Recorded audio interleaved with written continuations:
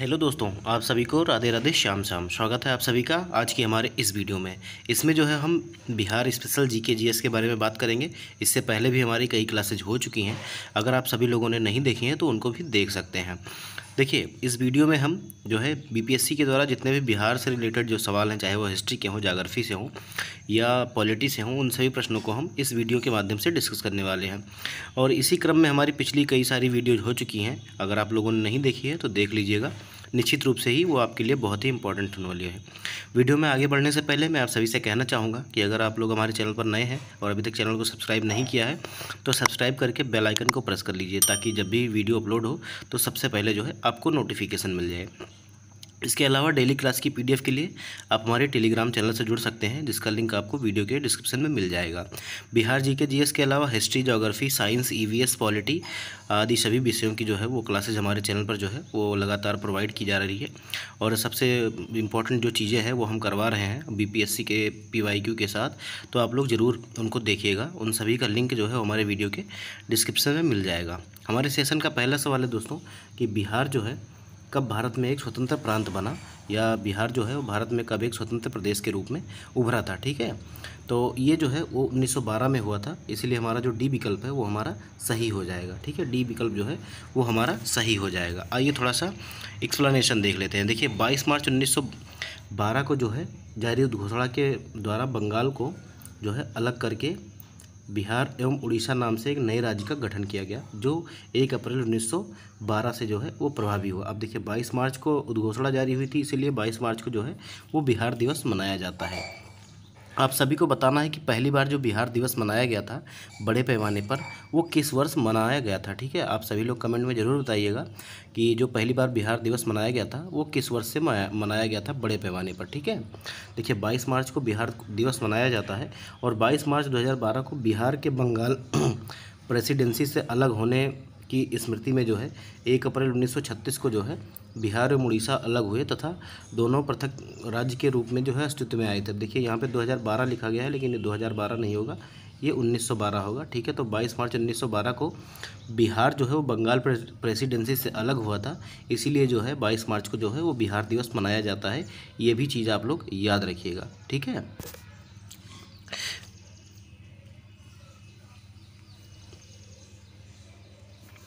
हमारा अगला सवाल है कि बिहार जो है वो बंगाल से कब अलग हुआ था। तो बिहार जो बंगाल से अलग हुआ था, मैंने आपको थोड़ी देर पहले ही बताया कि ये जो हुआ था वो 1912 में हुआ था। ये क्वेश्चन आपका 42वीं बीपीएससी प्री 1997-98 में आपसे पूछा गया था। ठीक है, अब देखिए फिर से क्वेश्चन देखिए, पहले 39वीं बीपीएससी में पूछा गया, फिर आपसे 42वीं बीपीएससी में पूछा गया, और उसके बाद जो है वो 64वीं बीपीएससी में पूछा गया। बिहार जो है बंगाल से कब पृथक हुआ था, सेम टू सेम क्वेश्चन है, थोड़ा सा ऑप्शन बदल गया है। ठीक है, तो ये जो है 1912 में हुआ था। बी विकल्प जो हमारा वो सही हो जाएगा। देखिए, ये जो सवाल है ये हमारा टीआरई एग्ज़ाम में भी पूछा गया था। ठीक है, पहले 63वीं बीपीएससी में पूछा गया, और उसके बाद जो है वो टीआरई एग्ज़ाम में भी पूछा गया, और उसके बाद जो है 69वीं बीपीएससी में भी ये पूछा गया था कि बिहार दिवस का क्या महत्व है, जो हर साल जो है वो 22 मार्च को मनाया जाता है। अब 1 नंबर का सवाल तो आपका यहाँ से बन जाएगा कि बिहार जो है बिहार दिवस कब मनाया जाता है, तो ये 22 मार्च को हर साल जो है वो मनाया जाता है। अभी क्यों मनाया जाता है, तो देखिए, इस दिन राज्य पुनर्गठन आयोग ने बिहार का निर्माण किया था, ये हमारा गलत हो जाएगा। बिहार को 1873 ईस्वी में इस दिन संयुक्त प्रांत से बाहर किया गया था, ये भी हमारा गलत हो जाएगा। 1912 में बिहार को बंगाल प्रेसिडेंसी से अलग होने की याद करने के लिए, तो ये हमारा जो है वो सही हो जाएगा। इसीलिए जो हमारा सी विकल्प है वो हमारा सही हो जाएगा। तो याद रखिएगा, काफ़ी इंपॉर्टेंट सवाल है और बार बार आपसे पूछा जाता है। देखिए, टीआरई 3 में पूछा गया था कि बिहार दिवस क्यों मनाया जाता है। देखिए, बिहार दिवस मनाया जाता है तो 22 मार्च को जो है वो बंगाल प्रेसिडेंसी से अलग होने के उपलक्ष्य में जो है वो बिहार दिवस मनाया जाता है। ठीक है, तो इसीलिए हमारा सी विकल्प जो है वो सही हो जाएगा, और काफ़ी इंपॉर्टेंट सवाल है, याद रखिएगा।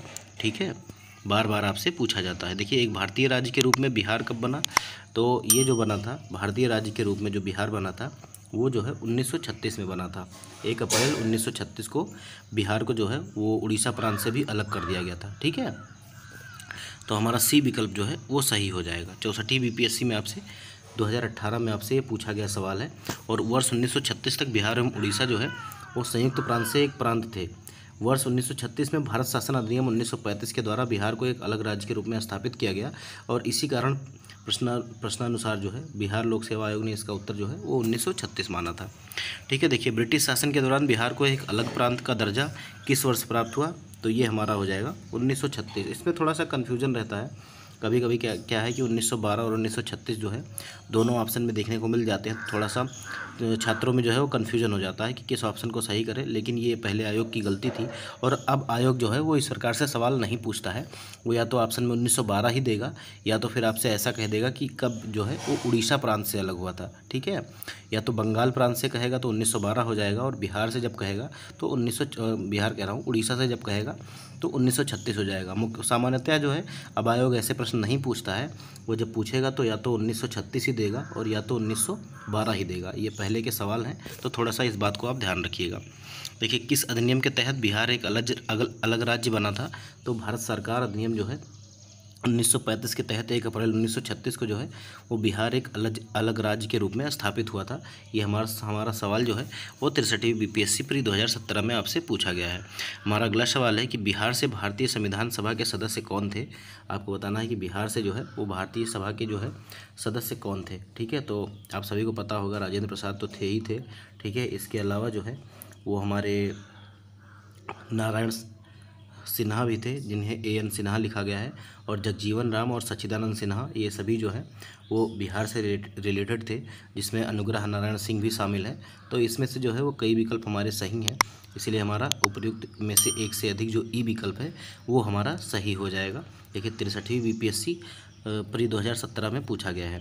आप सभी को पता होगा कि जो राजेंद्र प्रसाद थे वो हमारे भारत के जो है वो पहले राष्ट्रपति थे। इसके अलावा जो है वो संविधान सभा के जो है ये अध्यक्ष भी थे। जब पहली बैठक हुई थी कौन सी डेट को, ये आप सभी को बताना है कि संविधान सभा की पहली बैठक कब हुई थी, कमेंट बॉक्स में बताइएगा। जब पहली बैठक हुई थी तो उस टाइम क्या है कि सच्चिदानंद सिन्हा को जो है वो टेम्पोररी अध्यक्ष बनाया गया था।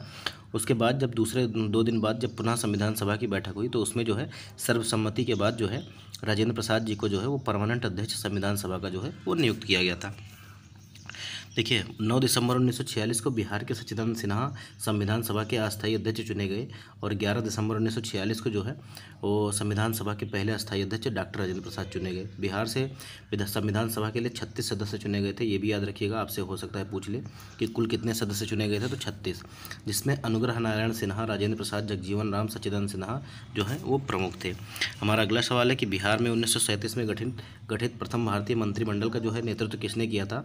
तो देखिए जीत तो हुई थी कांग्रेस की, लेकिन कांग्रेस ने जो है वो सरकार बनाने से मना कर दिया था। तो जो मोहम्मद यूनुस थे, मोहम्मद यूनुस ने जो है वो सरकार बनाई थी, इसीलिए हमारा बी विकल्प जो होगा वो हमारा सही हो जाएगा। ठीक है, देखिए 1937 में जो है प्रथम मंत्रिमंडल का नेतृत्व जो है वो मोहम्मद यूनुस ने किया था। इसके बाद श्री कृष्ण सिंह ने मंत्रिमंडल का नेतृत्व किया था। हमारा अगला सवाल है कि आधुनिक बिहार का निर्माता किसे कहा जाता है। तो बहुत ही इंपॉर्टेंट सवाल है, याद रखिएगा, इंपॉर्टेंट सवाल है, आपसे पूछा जा सकता है। और ये जो है 65वीं बीपीएससी 2019 में आपसे पूछा गया था। तो ये जो है सच्चिदानंद सिन्हा को जो है वो आधुनिक बिहार का निर्माता कहते हैं। इन्होंने जो है वो पहले भी आंदोलन किए, पहले बंगाल को जो है बंगाल से जो है बिहार और उड़ीसा प्रांत को अलग कराया। उसके बाद जो है वो फिर से आंदोलन करके कई अपने साथियों के साथ मिलकर जो है वो उड़ीसा प्रांत से भी बिहार को अलग करवा के एक नए राज्य का दर्जा दिलवाया था। इसीलिए हमारा जो है ये सही हो जाएगा। ठीक है, इसीलिए इनको आधुनिक बिहार का निर्माता कहते हैं। देखिए बिहार विधानसभा में अनुसूचित जाति के उम्मीदवारों के लिए कितनी सीटें जो है वो आरक्षित हैं। आपको बताना है कि बिहार विधानसभा में जो है अनुसूचित जाति के लिए कितनी सीटें जो है आरक्षित हैं। तो ये जो है 38 सीटें आरक्षित हैं। ठीक है, 38 सीटें। तो कुल कितनी सीटें हैं, तो 243 सीटें हैं, जिसमें से 38 जो है वो अनुसूचित जाति के लिए हैं और 2 जो है वो अनुसूचित जनजाति के लिए हैं। मनोहारी और कटोरिया की जो 2 सीटें हैं वो अनुसूचित जनजाति के लिए आरक्षित हैं। तो याद रखिएगा केवल 2 सीटें हैं, इसीलिए आपसे पूछा जा सकता है कौन कौन सी, मनिहारी और कटोरिया। देखिए ये जो सवाल है आपका 67वीं बीपीएससी में आपसे पूछा गया है। देखिए बिहार विधानसभा में कुल 243 सीटें हैं, और जिसमें जो है 203 सीटें सामान्य और 38 जो है वो अनुसूचित जाति और 2 सीटें जो है वो अनुसूचित जनजाति के लिए आरक्षित हैं।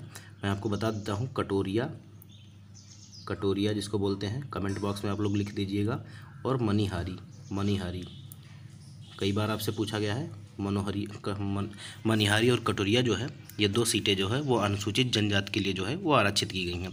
देखिए आपसे अगला सवाल पूछा जा रहा है कि बिहार में पंचायत निकायों में महिलाओं को 50% आरक्षण किस वर्ष जो है वो प्रदान किया गया था। तो ये वर्ष 2006 की बात है, जब महिलाओं को जो है वो पंचायत निकायों में 50% आरक्षण प्रदान किया गया था। ये हमारा 67वीं बीपीएससी प्री 2022 में आपसे पूछा गया सवाल है। ठीक है, देखिए बिहार में पंचायत निकायों में महिलाओं को 50% आरक्षण बिहार पंचायती राज अधिनियम 2006 के तहत प्रदान किया गया। यह अधिनियम 8 अप्रैल 2006 से लागू है और बिहार में त्रिस्तरीय पंचायती राज प्रणाली में सबसे निचले स्तर पर ग्राम पंचायत, प्रखंड स्तर पर पंचायत समिति और जिला स्तर पर जिला परिषद का गठन किया गया है। ठीक है, तो याद रखिएगा। वीडियो में आगे बढ़ने से पहले मैं आप सभी से कहना चाहूँगा कि अगर आप सभी ने अभी तक हमारे वीडियो को लाइक नहीं किया है तो लाइक कर दीजिए और ज़्यादा से ज़्यादा वीडियो जो है अपने दोस्तों में शेयर कर दीजिए और जो है इसके अलावा जो है चैनल को सब्सक्राइब जरूर कर लीजिएगा। हमारा अगला सवाल है कि इनमें से किसने बिहार में पहले कांग्रेस मंत्रिसभा का जो है वो नेतृत्व किया था। तो ये जो थे वो श्री कृष्ण सिंह थे। ठीक है, श्री कृष्ण सिंह थे, इसलिए हमारा जो डी विकल्प होगा वो हमारा सही हो जाएगा। देखिए 64वीं बीपीएससी प्री 2018 में आपसे सवाल पूछा गया है और श्री कृष्ण सिंह जिन्हें श्री कृष्ण सिन्हा के नाम से भी जाना जाता है। ठीक है, भारतीय राज्य बिहार के प्रथम मुख्यमंत्री थे। वर्ष 1937 के प्रथम कांग्रेस मंत्रिसभा में बिहार के मुख्यमंत्री उस समय क्या कहा जाता, प्रधानमंत्री कहा जाता था पहले जो है। और वर्ष 1946 में श्री कृष्ण सिंह पुनः बिहार के मुख्यमंत्री बने और 1961 तक मृत्यु पर्यंत वो जो है इस पद पर बने रहे। मृत्यु कब हुई थी, तो 31 जनवरी 1961 में। हमारा अगला सवाल है कि बिहार के प्रथम मुख्यमंत्री कौन थे। तो आपसे क्या पूछा जा रहा है, श्री कृष्ण सिंह, सत्यपाल मलिक, राबड़ी देवी और नीतीश कुमार। तो जो हमारा श्री कृष्ण सिंह ऑप्शन है ए विकल्प वो हमारा सही हो जाएगा। आपसे 66वीं बीपीएससी प्री 2020 में ये सवाल जो है वो पूछा गया है। हमारा अगला सवाल है जो 48वीं से लेकर 52वीं बीपीएससी तक लगातार पूछा गया है कि बलदेव सहाय ने जो है वो महाधिवक्ता के पद से त्यागपत्र कब दिया था। तो इन्होंने जो है वो त्यागपत्र कब दिया था, इन्होंने जो है वो 1942 में जब भारत छोड़ो आंदोलन चल रहा था, जिस समय हमारा अगस्त प्रस्ताव तथा क्रिप्स मिशन जो आया था, इसकी असफलताओं के बाद जो है हमारा भारत छोड़ो आंदोलन शुरू हो गया था। उसी दौरान इन्होंने जो है वो अपने महाधिवक्ता पद से जो है वो त्यागपत्र दे दिया था, इसीलिए हमारा जो ए विकल्प है वो हमारा सही हो जाएगा। देखिए अगस्त प्रस्ताव कब आया था, अगस्त 1940 में आया था, इसीलिए अगस्त प्रस्ताव कहते हैं। और क्रिप्स मिशन 1942, इसकी असफलताओं ने अंततः भारत छोड़ो आंदोलन को जो है जन्म दिया। इस दौरान देश में राष्ट्रीय सरकार की स्थापना की मांग को अस्वीकार किए जाने के बाद 7 से 8 अगस्त 1942 को मुंबई के ग्वालियर टैंक मैदान में अखिल भारतीय कांग्रेस की वार्षिक बैठक जो है वर्धा प्रस्ताव में पुष्टि कर दी गई। और भारत छोड़ो आंदोलन 9 अगस्त 1942 को शुरू होते ही ब्रिटिश सरकार ने जो है कांग्रेस के सभी उच्च स्तरीय नेताओं को जो है ऑपरेशन जीरो आवर के तहत जो है वो रात ही में क्या है सबको गिरफ्तार कर लिया था। ठीक है, इसी के विरोध में बिहार के महाधिवक्ता बलदेव सहाय ने वर्ष 1942 में अपने पद से जो है वो त्यागपत्र दे दिया था। आपसे पूछता है कि 1942 के भारत छोड़ो आंदोलन का नेतृत्व किसने किया था, तो किसी ने नहीं किया था, क्योंकि जितने भी बड़े नेता थे उनको जो है अंग्रेज़ों ने ऑपरेशन जीरो आवर के तहत जो है वो सबको जो है गिरफ्तार कर लिया था। हमारा अगला सवाल है जो आपसे बार बार पूछा जाता है बीपीएससी के द्वारा कि रामविलास पासवान जिनकी मृत्यु हो चुकी है, इन्होंने अपना राजनीतिक सफ़र जो है किस राजनीतिक दल से प्रारंभ किया था। तो ये जो थे इन्होंने अपना जो राजनीतिक कैरियर है या सफ़र जो है वो जो है संयुक्त सोशलिस्ट पार्टी के साथ जो है वो प्रारंभ किया था, इसीलिए हमारा जो सी विकल्प है वो हमारा सही हो जाएगा। देखिए 66वीं बीपीएससी प्री 2020 में आपसे सवाल पूछा गया है। अगर हम बात करें तो रामविलास पासवान ने अपना राजनीतिक जीवन जो है संयुक्त सोशलिस्ट पार्टी के सदस्य के रूप में शुरू किया और वर्ष 1969 में विधायक बने। इसके बाद वर्ष 1974 में वो लोकदल में शामिल होकर फिर चुने गए। ठीक है, वर्ष 1977 में वे हाजीपुर लोकसभा से रिकॉर्ड मतों से अंतर से जीते और 1983 में उन्होंने दलित सेना का गठन किया। वर्ष 1989 में जनता दल से हाजीपुर लोकसभा से पुनः रिकॉर्ड मतों से जीते। 8 अक्टूबर 2020 को उनका निधन हो गया था। ठीक है, याद रखिएगा। देखिए आपसे पूछा जा रहा है कि निम्नलिखित सूची 1 को सूची 2 से मिलाना है। तो देखिए ये मैंने क्वेश्चन इसीलिए हटा दिया क्योंकि ये जो है वो पुराने आंकड़े दिए गए थे। ठीक है, पुराने आंकड़े दिए गए थे, इसीलिए हमारा जो है ये मैंने क्वेश्चन जो है वो हटा दिया। अब देखिए मुख्य न्यायाधीश कौन है, तो ये आपके के विनोद चंद्रन है। आपके बिहार के जो मुख्य न्यायाधीश हैं वो हमारा के विनोद चंद्रन है। कौन, के विनोद चंद्रन। ठीक है, इसके अलावा अगर हम बिहार के राज्यपाल की बात करें तो आरिफ मोहम्मद खान जो है वो अभी प्रेजेंट में जो है वो हमारे बिहार के जो है वो राज्यपाल है। ठीक है, तो याद रखिएगा ये बातें। हमारा अगला सवाल है कि बिहार राज्य जो है वो निम्नलिखित देशांतरों के मध्य स्थित है। तो बिहार जो है, तो आपसे पूछा जा रहा है कि बिहार जो है वो राज्य अवस्थित है, तो निम्न देशांतरों के मध्य जो है वो अवस्थित है। आपको बताना है कि इसमें से कौन से देशांतरों के मध्य जो है वो बिहार राज्य अवस्थित है। अब देखिए, अगर जो लोग हमारे दोस्त जो हैं वो अक्षांश और देशांतर नहीं जानते हैं, तो मैं आपको बता दूं कि मान लीजिए ये हमारा ग्लोब है, ठीक है, ये हमारी पृथ्वी है, और अक्षांश और देशांतर जो होती हैं वो हमारी काल्पनिक लाइनें होती हैं। तो अगर हम बात करें तो जो हमारी लेटी लाइनें होती हैं, जो लेटी हुई लाइनें ये जो होती हैं, ये हमारी क्या होती हैं, तो ये हमारी जो होती हैं अक्षांश होती हैं, ठीक है, अक्षांश होती हैं, ठीक है, अक्षांश, जिसे हम अक्षांश कहते हैं। इसके अलावा जो है हमारी जो खड़ी हुई लाइनें होती हैं, ये जो है इन्हें हम क्या कहते हैं, इन्हें हम क्या कहते हैं, तो इन्हें हम देशांतर कहते हैं। क्या कहते हैं, देशांतर कहते हैं, देशांतर, ठीक है। तो उम्मीद है कि आप लोगों को जो है समझ में आ गया होगा कि अक्षांश और देशांतर क्या है। अब ये जो लाइन है वो पृथ्वी पर खींची नहीं गई है, ये एक काल्पनिक लाइन है, ठीक है, और ये जो है वो इंडिकेट करती है किसी भी पृथ्वी पर स्थित किसी भी जगह की एक प्रॉपर जो है वो एड्रेस को आइडेंटिफाई करने में ये दोनों लाइनें जो है वो उपयोग की जाती हैं। देखिए, आपसे पूछ रहा है कि बिहार जो है वो कौन से देशांतरों के मध्य स्थित है, तो मैं आपको बता दूं कि बिहार जो है वो 83 डिग्री 19 मिनट और 50 सेकंड जो है पूर्व से लेकर 88 डिग्री 17 मिनट और 40 सेकंड पूर्व देशांतर के मध्य स्थित है। कहाँ से, तो 83 डिग्री से स्टार्ट होकर आपका और 88 डिग्री के बीच में। तो 83 डिग्री और 88 डिग्री आपको किसी भी विकल्प में नहीं दिया गया है, इसीलिए हमारा जो है वो डी विकल्प जो है उनमें से कोई नहीं, ये हमारा सही हो जाएगा। आपसे जो है 38वीं यूपीएससी प्री 1992 में जो है ये सवाल पूछा गया है। देखिए, बिहार राज्य जो है वो आपका 83 डिग्री 19 मिनट 50 सेकंड पूर्व से लेकर 88 डिग्री 17 मिनट और 40 सेकंड पूर्व देशांतरों के मध्य स्थित है, अतः विकल्प जो है डी आपका सही उत्तर है। हमारा अगला सवाल है कि बिहार राज्य का कुल भौगोलिक क्षेत्रफल कितना है। तो देखिए, ये जो है वो 1995 में पूछा गया सवाल है, तो इनमें से जो है वो कोई विकल्प हमारा जो है वो सही नहीं है। बिहार का भौगोलिक क्षेत्रफल कितना है, तो 94,163 वर्ग किलोमीटर, ठीक है, वर्ग किलोमीटर, याद रखिएगा, वर्ग किलोमीटर जो है वो बिहार का जो है वो क्षेत्रफल है। कितना, 94,163 वर्ग किलोमीटर, ठीक है।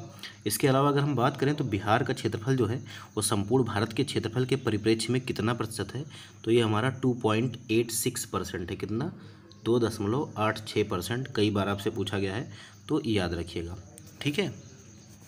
हमारा देखिए, अगर हम एक्सप्लेनेशन की बात करें तो 15 नवंबर 2000 को झारखंड राज्य निर्माण के पश्चात बिहार का वर्तमान क्षेत्रफल जो है वो 94,163 वर्ग किलोमीटर है। यह संपूर्ण भारत के क्षेत्रफल का लगभग 2.86% है। यह क्षेत्रफल की दृष्टि से भारत के राज्य एवं केंद्र शासित प्रदेशों में समग्र रूप से 13वां है और सबसे बड़ा राज्य है, ठीक है, 13वां सबसे बड़ा राज्य है। हमारा अगला सवाल है कि बिहार राज्य का जो है कुल भौगोलिक क्षेत्रफल कितना है, तो मैंने आपको थोड़ी देर पहले ही बताया है और उम्मीद है आप सभी लोग जो है वो प्रश्न गलत नहीं करेंगे। आपसे 67वीं बीपीएससी री एग्ज़ाम प्री 2022 में आपसे पूछा गया है कि इसका जो है बिहार का राज्य का क्षेत्रफल कितना है, तो 94,163 वर्ग किलोमीटर है, इसीलिए हमारा जो सी विकल्प है वो हमारा जो है वो सही हो जाएगा, ठीक है। देखिए, बिहार के विविध भौगोलिक पक्षों के संबंध में निम्नलिखित में से आपको निम्नलिखित कथनों पर जो है वो मनन करना है और आपको बताना है कि इनमें से जो है वो कौन सा कथन जो है वो सही है। तो आपसे पूछा जा रहा है कि बिहार के घरेलू उत्पादन में कृषि का योगदान जो है वो लगभग कितना है, तो कृषि का योगदान लगभग 67% है, ठीक है। तो हमारा ये जो है वो हमारा गलत हो जाएगा, क्योंकि जो घरेलू उत्पादन में कृषि का योगदान जो है वो 42% था, ठीक है। जब ये क्वेश्चन पूछा गया उस टाइम क्या है कि ये जो है वो 42% था, तो ये हमारा जो है वो गलत हो जाएगा, ठीक है, ये हमारा गलत हो जाएगा। और बिहार में रेशम उद्योग जो है वो 1.5 लाख से अधिक लोगों को स्वरोजगार प्रदान करता है, तो ये जो हमारा है स्टेटमेंट वो हमारा सही हो जाएगा, ठीक है। आपसे अगला क्वेश्चन अगला स्टेटमेंट कह रहा है कि बिहार में प्रतिवर्ष लगभग 47 लाख एकड़ भूमि बाढ़ग्रस्त हो जाती है, जबकि 10 लाख एकड़ सदैव जलाक्रांति बनी रहती है, तो ये भी हमारा जो है सही है। कहीं पे बाढ़ आ जाती है और कहीं पे जो है वो सूखा रहता है। इसके अलावा जो है कह रहा है बिहार के 85% से 90% ग्रामीण परिवारों में प्रत्येक के पास जो है वो 5 एकड़ से कम ज़मीन है, तो ये हमारा जो है वो गलत है, ठीक है। देखिए, तो इसीलिए हमारा क्या है कि जो सही हो जाएगा हमारा वो हमारा जो है वो 2 और 3 जो है वो सही हो जाएगा। अगर हम बात करें तो कथन 1 और 4 असत्य हैं, क्योंकि प्रश्नकाल में बिहार के सकल घरेलू उत्पादन में कृषि का योगदान 42% था। वर्तमान में कुल क्रियाशील जोतों की संख्या 16,413 है, ठीक है, 16,413 है, जो देश के कुल क्रियाशील जोतों का 11.2% है। हमारा अगला सवाल है कि बिहार का तराई प्रदेश जो है वो विस्तृत है। बिहार का तराई प्रदेश, तराई का मतलब क्या है कि हिमालय के जो है वो फुट हिल में जो आपको देखने को मिलता है, जहाँ से नदियाँ जो है वो मैदानी भागों में प्रवेश करती हैं, उसे हम क्या कहते हैं, तराई क्षेत्र कहते हैं। ठीक है, तो ये जो है वो भारत नेपाल के सीमा के जो है समानांतर है। ठीक है, भारत और नेपाल के सीमा के समानांतर है, इसीलिए हमारा बी विकल्प जो है वो हमारा सही हो जाएगा। आपसे सवाल जो है 41वीं बीपीएससी प्री 1996 में पूछा गया था। देखिए, बिहार का तराई प्रदेश जो है भारत नेपाल सीमा के समानांतर विस्तृत है। बिहार राज्य के नेपाल से लगे जिले जो हैं पश्चिम चंपारण, पूर्वी चंपारण, सीतामढ़ी, मधुबनी, सुपौल, अररिया में तराई प्रदेश की पतली पट्टी के रूप में विस्तृत है।